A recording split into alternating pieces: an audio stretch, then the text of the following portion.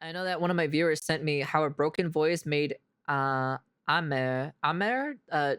top anime singer, which is very interesting because, of course, yours truly has a broken voice. Oh, speaking of which, actually, whoops, I forgot to take this off. Oh my lord, look at me, not even prepared whatsoever. My goodness gracious me. Yeah. So for those who don't know, because this is for my YouTube audiences, right? I have an actual broken voice. I broke my voice singing 2 songs back to back, no resting whatsoever. Could not speak for an entire week. Like I couldn't really like speak properly and stuff like that, so I couldn't really say much. And then after the week that happened or so, my voice became the way how it is now. So, funny tidbit fact and lore about me. That's basically is what happened to me. For those who don't know, especially not on my YouTube side. My YouTube side doesn't know jack shit. But it's very interesting for at least for some of them to know about it. So I'm curious to see what this video is about a broken Japanese singer becoming the top anime singer. So curious. I want to see this. There's nothing more important for any singer than their voice. So imagine the emotions they must go through if it's suddenly taken away from them, and how they would feel when life gives them a second chance. Aime, whose name means love in French, is a popular mainstream and anime singer in Japan, and in my opinion, has one of the most beautiful voices in the known universe. Oh, However, did she that sing deep, the gentle, and Demon husky tone she's Slayer? known for is actually a scar from her past. In this video, I'm gonna introduce you to the story of Aime, how she went from losing her voice to becoming one of the most well-known Japanese singers.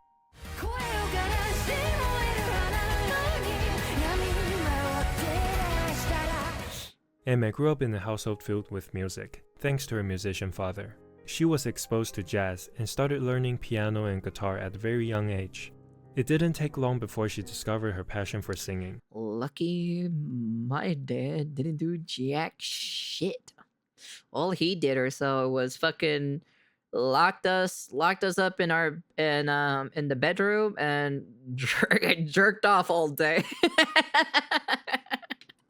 And she would sing That's all Utada he Hikaru fucking and did. Shinaringo songs until day's end. She also temporarily lived in the UK as a child, so she's able to sing and write with proper Interesting. English.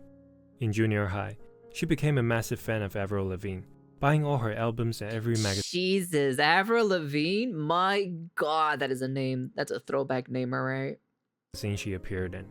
Every single aspect of That's her crazy. life seemed to point toward a career in singing.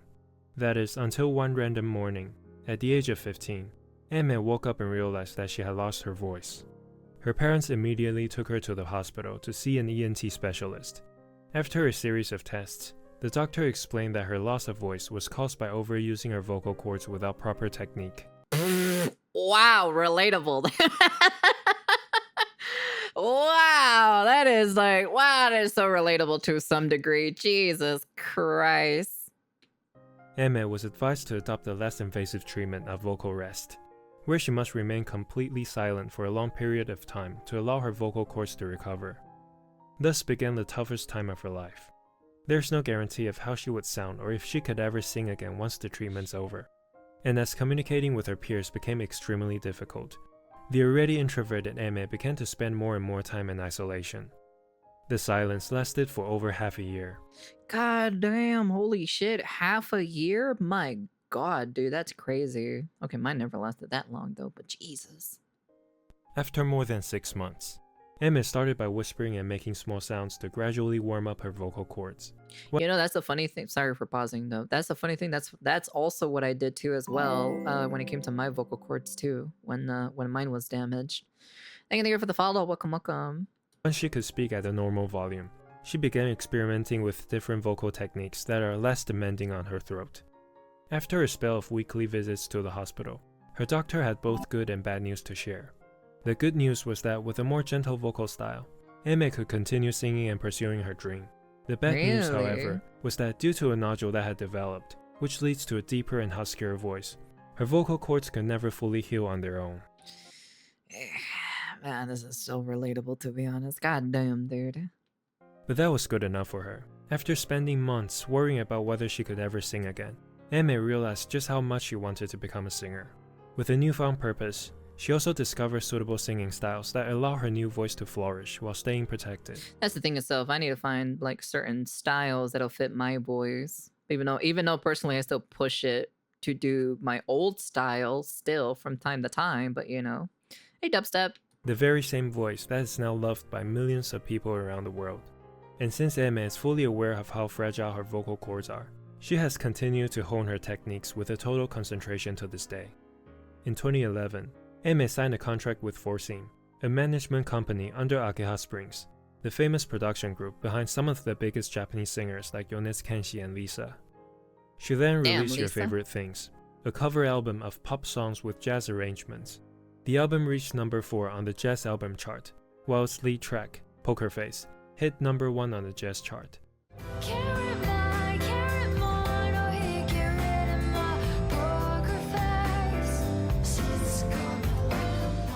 Even before her major debut, Eme was already highly regarded in the music industry thanks to her voice. Female singers with deep or husky voices aren't entirely unheard of. Yeah. Female singers with deep or husky voices aren't entirely unheard of. But you want to know something? Every fucking person well, not every person, but every so often a certain person comes in here doesn't fucking know that there's more different types of female voices than the one fucking specific voice. That shit fucking pisses me off so much, dude. God, dude, I hate those people who like literally think just because I don't sound in a certain way, they're like immediately like gone instantly. I'm just kind of like, you do know there are different kinds of female voices, and you do know your favorite quote unquote VTuber is probably faking their voice if they sound ridiculously fucking high. I'm just saying, you know. Now, I'm not saying all of them. I'm gonna say some of them are. So, but it's the tenderness she brings to her singing that elevates the whole package. On September, I'm looking at the fucking YouTube audiences right now for that fucking stare. Keep saying that one more. Keep saying that I sound like a guy. I'm gonna change it to a male VTuber and I'm gonna curse everybody on YouTube. Number 7, 2011, Eme made her major debut with the single Rokutose no Yoru.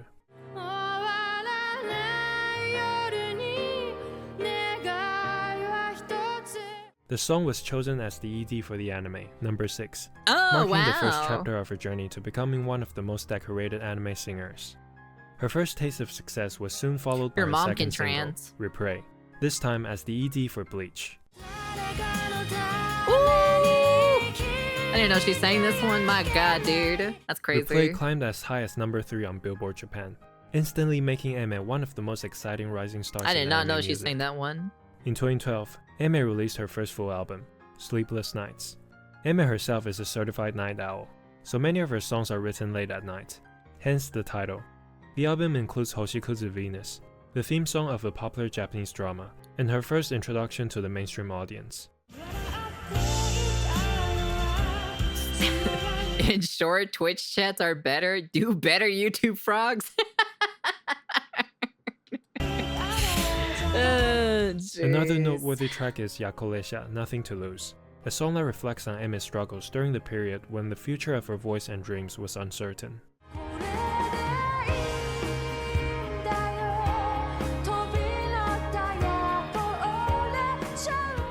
Up to this point, since Eme is still quite worried about her condition, she's been intentionally avoiding up-tempo songs that are more demanding on her voice. But that's about to change.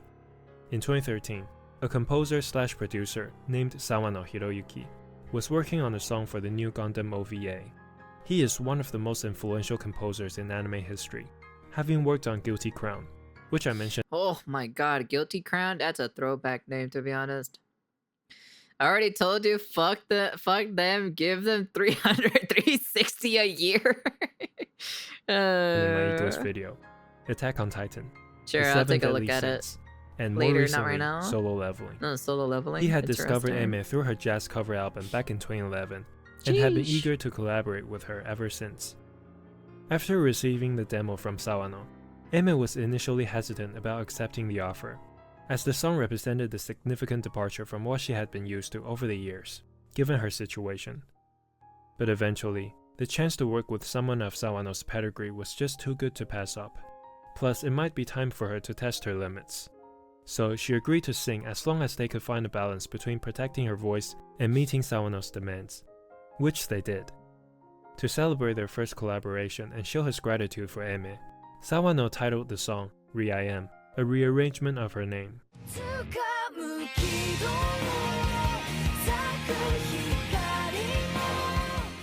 While the song reached number 6 on the Oricon chart, which is Aimee's personal best at the time, Damn. its biggest contribution was unlocking an entirely new possibility for her music, Oh, wow. especially in the realm of anime songs. Aimee and Sawano would go on to collaborate many more times after the success of Re-I-Am, releasing a full album called Unchild, a string of songs for the Gundam series, and Niley, featuring Shetty from Egoist, for Kabaneri of the Iron Fortress. Oh, fucking Cabaneri?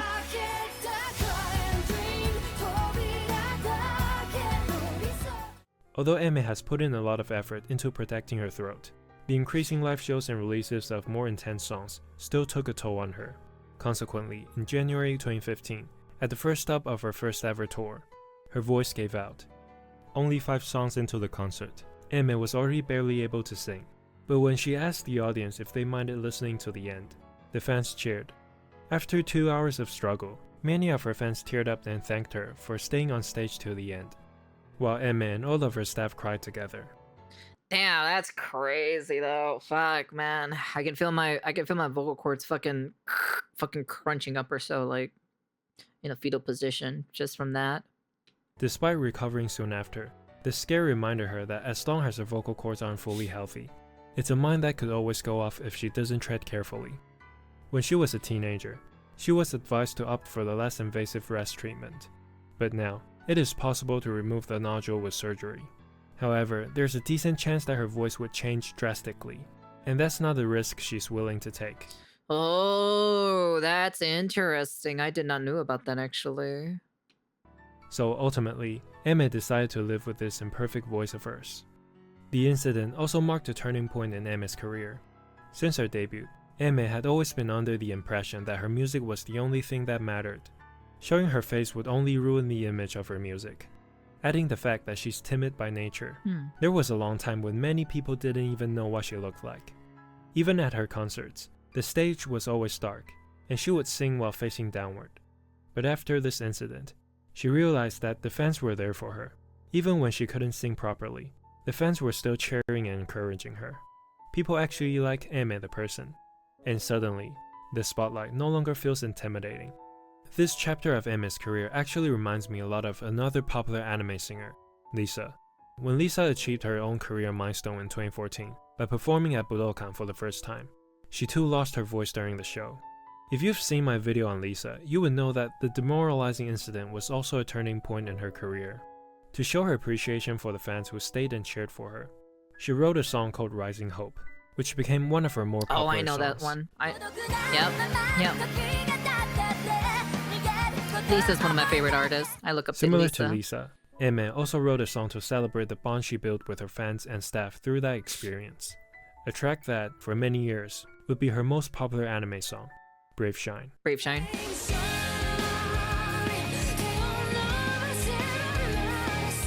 Damn, that's crazy. As the OP of Fate Stay Night, Unlimited Blade Works, Brave Shine introduced Aimee to a wider anime fanbase, alongside another song that was also used in the series, Last Stardust.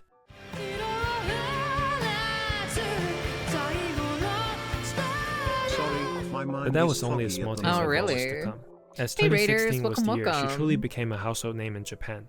5 years into her career, Aimee had firmly established herself as one of the most highly regarded vocalists in Japan, and many popular songwriters were desperate to collaborate with her. In July 2016, Aimee released a double A-side single, Insane Dream / Us.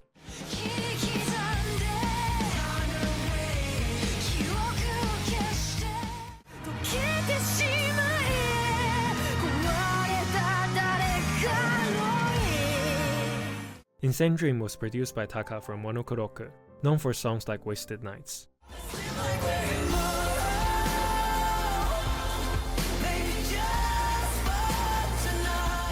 Maybe it's just me or so, but I kind of like Taka's older songs.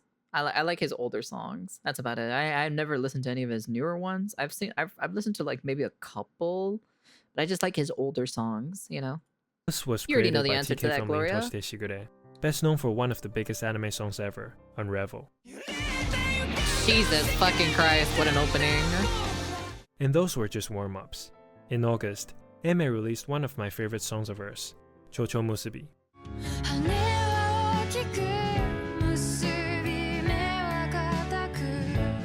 The song was created by Noda Yojiro, the lead singer and songwriter of another popular rock band, Red Wimps. He's also the mastermind behind the music of Your Name and many other Shinkai Makoto movies. Following these jaw-dropping collaborations, Eme dropped her fourth album, Daydream, which includes the sleeper hit, Kata Omoi.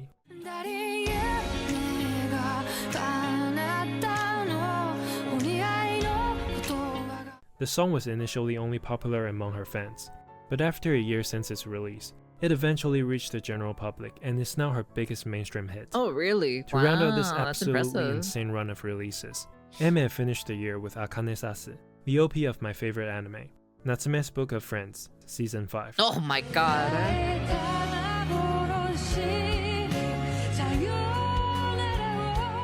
We have gone I through have so many great songs I've of not hers seen so that far, anime, but I and remember yet, seeing it there though. are plenty more still From to the come. cover art. Her team was probably also impressed by her discography, as she released 2 best of albums in 2017. Now, a best of album may not mean much in the age of streaming, but what made them so special to me was the inclusion of a bonus track, Kachou Fugetsu, which is the most underrated and possibly my favorite Eme song.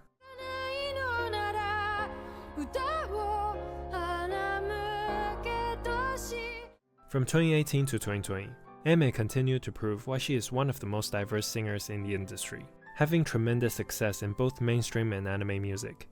Similar to Lisa's connections with the SAO franchise, Eme also has a long-standing partnership with the Fate franchise. During that period, she provided 3 more songs for them, making it a total of 8 collaborations across different series, movies, and games.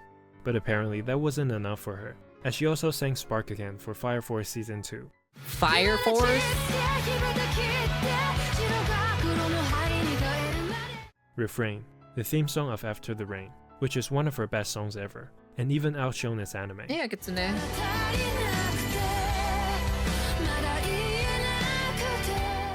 And that's just the tie-ins. Hanabira Tachi no Machi and Daisy from her chart-topping singles are also among her best works.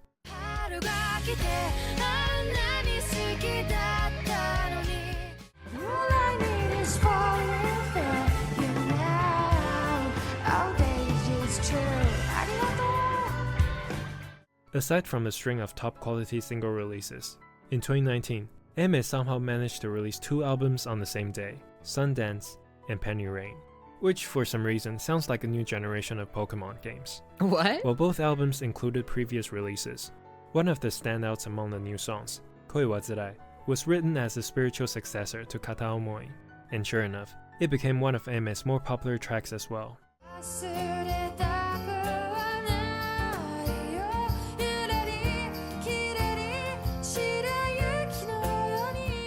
There's no denying that at this point, Eme already has one of the most decorated careers in all of J-pop.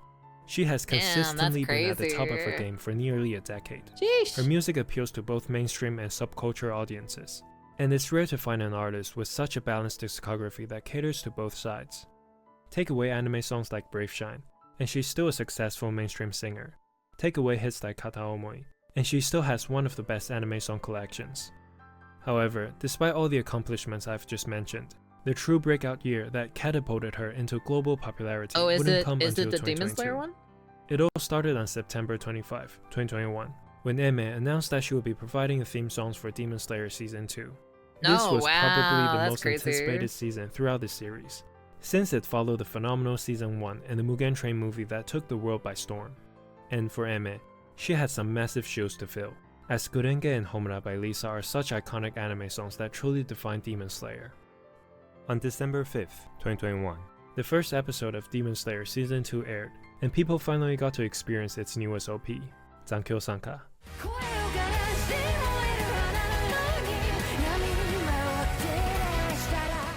Anything less than iconic would be a letdown, and iconic it was.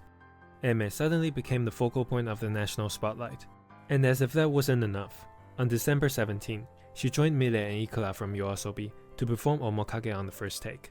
僕らはこうしてどこにも Three immensely talented and popular female singers on the same Wow. stage, singing a song provided by the genius songwriter, Vondi. I still can't believe this actually happened.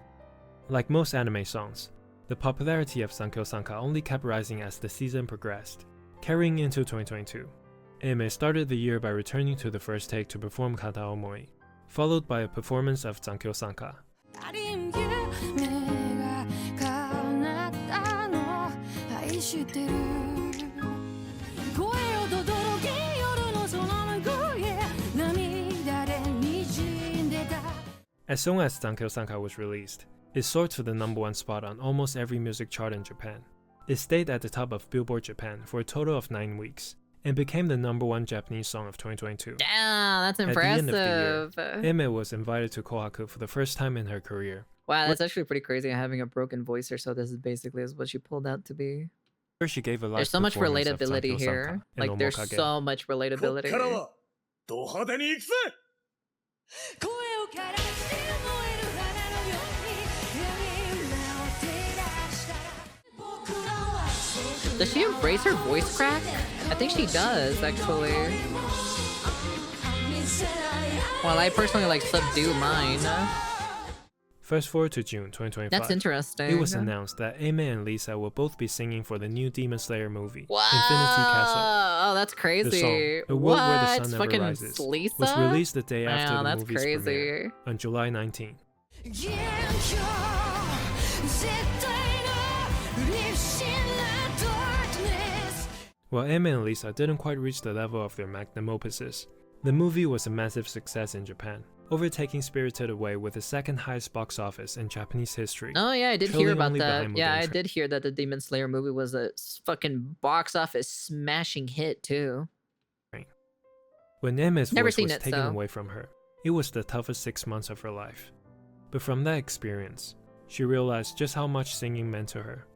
So when she was given I still feel like my voice is still taken away because I haven't really like properly mastered what I have at the end of the day. So a second chance, she cherished her voice and the ability to sing again with all her heart. Now, she has become one of the most popular mainstream and anime singers in Japan. I think that's one of the things too is like I don't cherish what I have.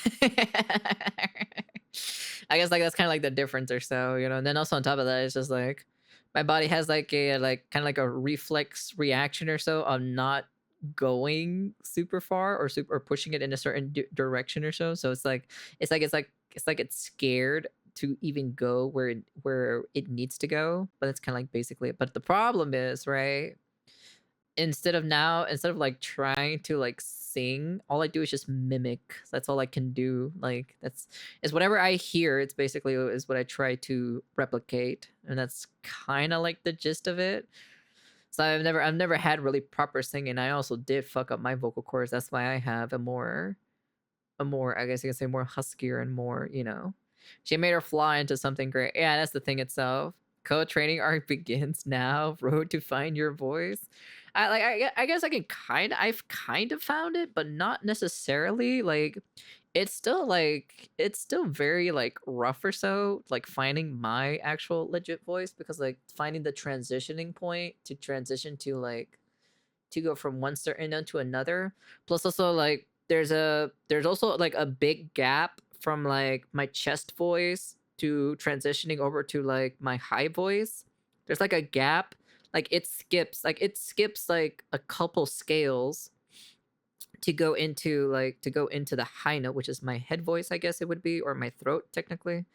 Because unfortunately, like I sang in the very wrong way, right? I sang like not using diaphragm or anything like that, just using my neck, using the vocal cords in general, like the neck part only.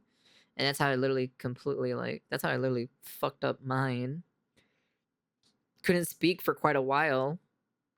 For me, it wasn't fucking 6 months though. For me, it was not 6 months, but mine was completely fucked up in general. So, and I couldn't, well, if I would have kept continuing, I probably would have actually ended up the same as her, to be honest. I wouldn't be surprised if I have a part of issue of, a part of my voice that has the same thing as her, where, she has whatever the thing is that you can have surgery to take it away. But number one, I don't want to have surgery because I prefer nothing touching my body to open up, in my personal opinion. Um, so yeah, I just like had to be like, I had to like force, like for me specifically, I had to force myself to like my new voice, even though I personally like. I guess you could say I still kind of resent it even to this day, even after many years. I still resent my voice. Um, which is like the one thing that's like probably like the one step you need to do is to accept your voice, because it's like it's you now. This is the new you. This is how you are now. But it's just so hard for me to like accept it because I just reminisce. I just do a lot of reminiscing of my older voice and the songs that I used to listen to and the songs that I like personally that made me remember my old voice. Like there's still remnants of my old voice in certain songs, right? But it's not clearly there. I couldn't do like, because I was doing like karaoke a little bit earlier, and there were certain songs that I couldn't do when I used to do them before, but I can't do them anymore. The Linkin Park songs, I used to do Linkin Park songs, but I can't do it's very hard to do any of the Linkin Park songs now. Like it really strains my vocal cords really fucking badly after like maybe like two verses into the song, sometimes one depending on the song in general. Uh But then at the same time, it's because of now. Well, at least because of now, it's because my whatever I hear whatever song I hear specifically, right? My voice tries to mimic it. That's the problem. Like it's because like I've never found my own proper voice, and I don't really have the money to pay someone to find my own proper voice in order for me to sing properly. That's why I have a more horseier voice. You can still hear the horsiness, where it does like that stuff. You can still hear it clearly because that's basically is like me fucking up the vocal cords. Um, and that's kind of like the gist of it. So it's very interesting to see someone who's also has a broken voice, the same as I do. But she has, of course, I assume she has people that helped her, right?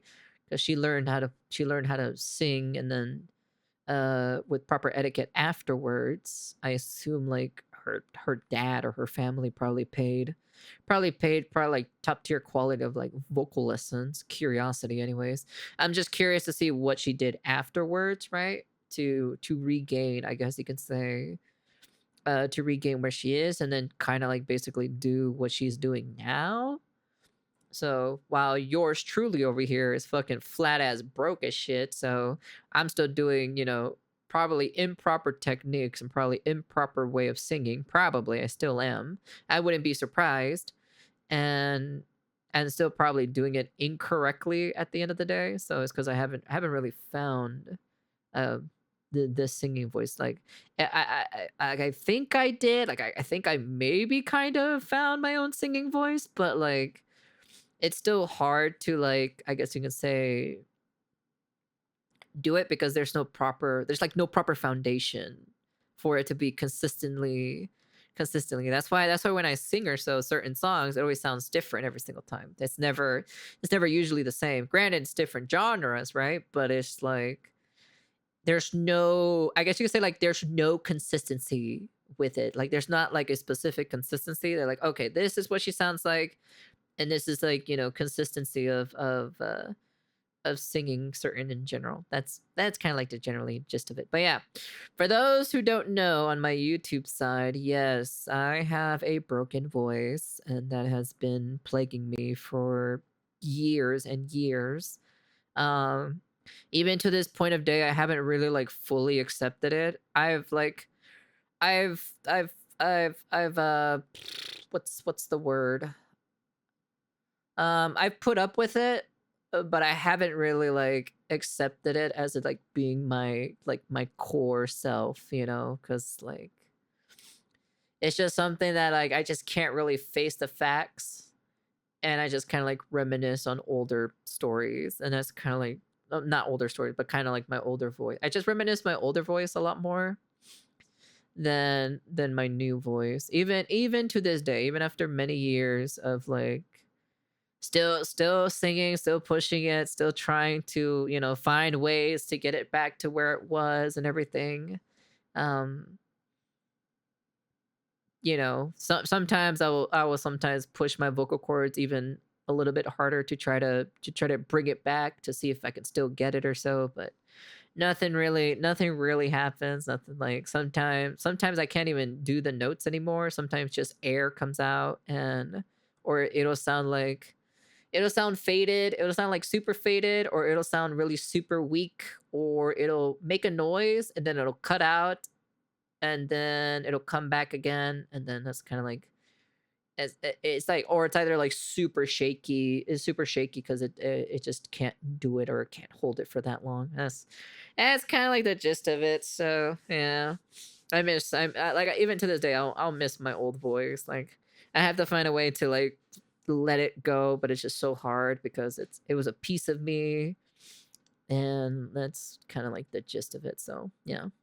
Yeah, for those who are curious or so on the YouTube side of things, yeah, my voice that I have now is not technically my real voice. It is a broken voice.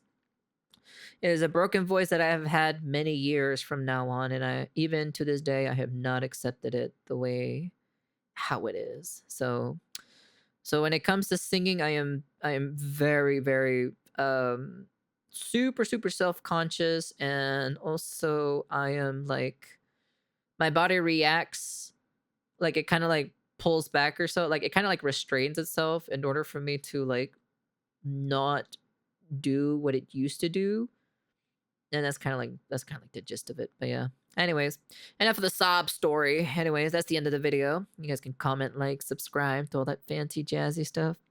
Yeah, it's very interesting to hear that's also someone else has a broken voice just like me as well. So that's cool. That's cool. I listen to you sing all day. I don't know about that, Chief. Anyways, that's the end of the video. And yeah, broken voice as well. Who knows? Maybe one day it'll be as strong as hers. Check the news. Nah, I'll check it later. God Lord, honestly, quit telling me so much. Anyways, that's the end of the video. And peace.